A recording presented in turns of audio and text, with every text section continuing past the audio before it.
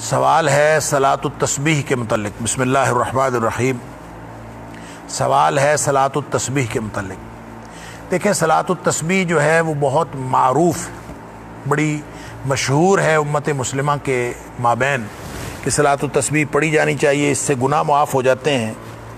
اور اس کے بارے میں مختلف روایات موجود ہے، ایک حدیث نہیں ہے، کئی حدیثیں ہیں، اور اس کے بارے میں جتنی بھی اسناد ہیں ان کے بارے میں علماء محدثین نے کلام کیا۔ لہٰذا سب سے پہلے تو یہ سمجھ لیجئے کہ جو مختلف روایتوں میں صلاۃ التسبیح کا طریقہ آیا ہے اور صلاۃ التسبیح آئی ہے، اس سے مراد کیا ہے۔ اس سے مراد یہ ہے کہ ایک ایسی نماز، 4 رکعت نماز پڑھی جائے جو اس طریقے سے عام جو جیسے نماز پڑھتے ہیں ویسی نماز ہوگی، لیکن ہر رکن کے اندر، نماز کے ہر رکن کے اندر تسبیح پڑھی جائے گی، اور وہ تسبیح کیا ہے؟ سبحان اللہ والحمد للہ ولا الہ الا اللہ واللہ اکبر۔ یہ تسبیح اس کے اندر الگ پڑھی جاتی۔ اس میں قیام کے دوران جب آپ سورہ فاتحہ اور ساتھ کوئی سورت ملا کے پڑھتے ہیں تو اس کے بعد قیام مکمل ہونے سے پہلے، یعنی رکوع سے پہلے 15 دفعہ یہ تسبیح پڑھی جائے گی۔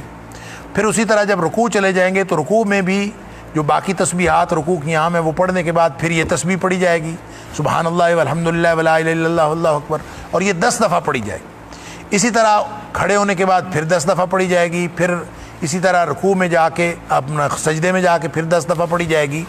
تو یہ، اور اسی طرح دوسرے سجدے، ہر سجدے میں بھی، سجدے کے درمیان بھی، اور دوسرے سجدے سے سر اٹھا کے بھی یہ 10 دفعہ پڑھ کے پھر کھڑے ہونا ہے۔ تو یوں یہ ہر نماز میں یعنی ہر رکعت میں اس طرح سے کرنا ہے، اور یہ صلاۃ التسبیح۔ اس کے پڑھنے کے طریقے میں یہ بھی نہیں ہے کہ یہ جماعت کے ساتھ پڑھی جائے، با جماعت نہ کوئی پڑھنے کا طریقہ بتایا گیا ہے، اور نہ کوئی ثبوت ملتا ہے کہ یہ کبھی کسی نے با جماعت پڑھی ہو۔ لہٰذا یہ صلاۃ التسبیح حدیث کی سند اگر صحیح ہے بھی، پہلی تو بات یہ ہے کہ اس کے اوپر محدثین نے کلام کیا ہے کہ اس کی حدیث صحیح نہیں ہے، اور جس کی حدیث صحیح نہ ہو، دین ثابت نہیں ہوتا بجائے سوائے صحیح حدیث کے اور اللہ کے قرآن کے۔ ضعیف حدیث سے کوئی دین ثابت نہیں ہوتا۔ لہٰذا اگر یہ اس کی ساری احادیث اور ساری سندیں ضعیف ہیں تو اس کا مطلب ہے صلاۃ التسبیح کا سرے سے وجود ہی تسلیم نہیں کیا جانا چاہیے۔ لیکن چونکہ بہت سارے علماء نے اس کو تسلیم کیا ہے اور ہمارے اسلاف میں یہ جاری رہی ہے،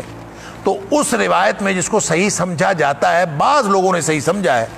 اگرچہ اس پہ بھی محدثین کا کلام تو موجود ہے کہ یہ حدیث ضعیف ہے، جنہوں نے صحیح سمجھا ہے اس حدیث میں بھی یہ ہے کہ جس شخص نے ہفتے میں ایک دفعہ پڑھ لی اس کے لیے کافی ہو جائے گی، جس نے مہینے میں 1 دفعہ پڑھ لی اس کے لیے کافی ہو جائے گی، جس نے سال میں 1 دفعہ پڑھ لی ہے اس کے لیے کافی ہو جائے گی، اور جس نے ساری عمر میں 1 دفعہ پڑھ لی تو اس کے لیے کافی ہو جائے گی۔ اب یہ جو بیان ہے، جن محدثین نے اس کی سند پر کلام کیا ہے، وہ یہ کہتے ہیں کہ اس کا متن بھی یہ کوئی واضح نہیں ہے، یعنی کیسی نماز ہے کہ جس کے لیے یہ بھی کھلی چھوٹ ہے کہ آپ ہفتے میں 1 دفعہ پڑھ لیں،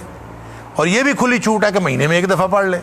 اور یہ بھی کھلی چھوٹ ہے کہ سال میں 1 دفعہ پڑھ لیں، اور یہ بھی کھلی چھوٹ ہے کہ ساری زندگی میں 1 دفعہ پڑھ لیں۔ تو یہ جو اس کا بیان ہے یہ بھی کوئی بہت زیادہ جچتا نہیں ہے، شریعت کے مقاصد کے اندر یہ بہت زیادہ جچتا نہیں ہے۔ جو مقاصد شریعت ہے اس میں تو ہر عبادت کا ایک وقت مقرر ہے، اس کی گنتی اور تعداد بھی مقرر ہے، لیکن اس میں بالکل کھلی چھوٹ ہے۔ بہرحال اگر اس اعتبار سے اب 2 باتیں سامنے آ گئیں اس پوری بحث سے، ایک تو یہ کہ صلاۃ التسبیح والی ساری روایات ضعیف ہیں، لہٰذا صلاۃ التسبیح پڑھنی ہی نہیں چاہیے۔ ایک رائے تو یہ سامنے آ گئی، لہٰذا بہت سارے لوگوں کی، ایک طبقہ علماء کی یہ رائے۔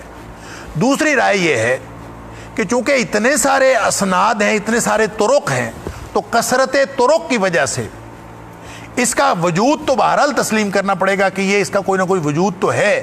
لیکن اس کو چونکہ صحیح حدیث نہیں ہے اس لیے آپ اس کو لازمی نہ سمجھیں۔ لیکن اگر کوئی شخص پڑھنا چاہے اور گناہوں کی بخشش کروانا چاہے تو وہ صلاۃ التسبیح پڑھ لے تو کوئی حرج نہیں ہے، کیونکہ کثرت طرق کی وجہ سے، یعنی یہ دوسری رائے ہے۔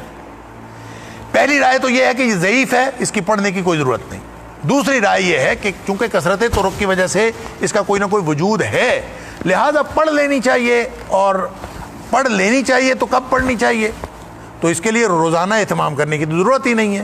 باجماعت بھی اس کا کوئی طریقہ کار نہیں ہے، انفرادی نماز ہے، اور انفرادی نماز بھی آپ نے اگر زندگی میں ایک دفعہ بھی پڑھ لی ہے تو اسی حدیث کے مطابق اس کا حق تو ادا ہو گیا، ایک دفعہ بھی پڑھی گئی کافی ہے۔ تو اس کو بار بار اس کا اہتمام کرنا یا بعض مخصوص دنوں کے اندر اس کا اہتمام کرنا یہ پھر بھی درست قرار نہیں پاتا۔ تو بہرحال دونوں نقطہ ہے نظر سے اس کا کوئی باقاعدہ اہتمام اس کی کوئی ضرورت نہیں ہے، اور نہ ہی یہ کوئی شریعت کے اندر اس طرح کا کوئی ہمیں حکم دیا گیا ہے، واللہ عالم۔ البتہ کوئی شخص پڑھنا چاہے تو وہ پڑھ سکتا ہے، یہ اس میں گنجائش نکلتی ہے، ہم اس کو غلط نہیں کہیں گے، لیکن زیادہ بہتر یہی بات ہے کہ اس کو آپ شریعت کی کوئی چیز نہ ہی سمجھیں کیونکہ یہ صحیح حدیث سے ثابت نہیں۔ لیکن کثرت طرق کی وجہ سے جیسے بعض علماء کہتے ہیں کہ پڑھنی چاہیے تو پڑھ لی جائے تو کوئی حرج نہیں ہے، آپ سال میں ایک آدھ دفعہ پڑھ لیں یا زندگی میں ایک دفعہ پڑھ لیں تو وہ کافی ہے انشاءاللہ۔ اس حدیث کے الفاظ یہ بتاتے ہیں، واللہ اعلم بالصواب۔